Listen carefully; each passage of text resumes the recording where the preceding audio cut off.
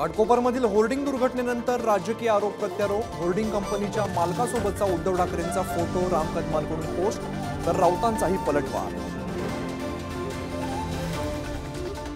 Ghatkopar hoarding दुर्घटनेत आतापर्यंत 14 जणांचा मृत्यू। इगो मीडिया कंपनीचा मालक भावेश भिंडेवर गुन्हा दाखल। अग्निशामक दल एनडीआरएफने बचाव कार्य थांबवलं।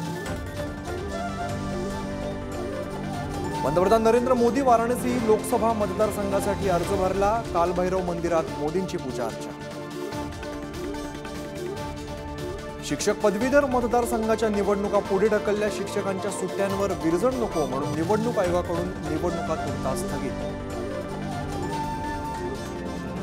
पालघरच्या उमेदवारासाठी महायुती आणि मवियाचे नेते मैदानात। हेमंत सावरांसाठी फडणवीसांची डहाणूमध्ये सभा, तर भारती कांबळेंसाठी ठाकरेंची वसईत होणार सभा।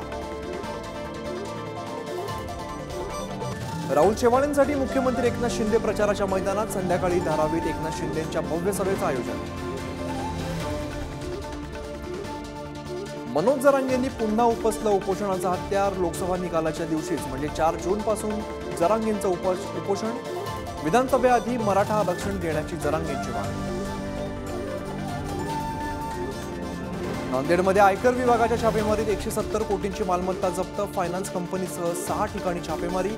14 कोटींची रोकड, 8 कोटींच्या किमतीचं सोनं जप्त।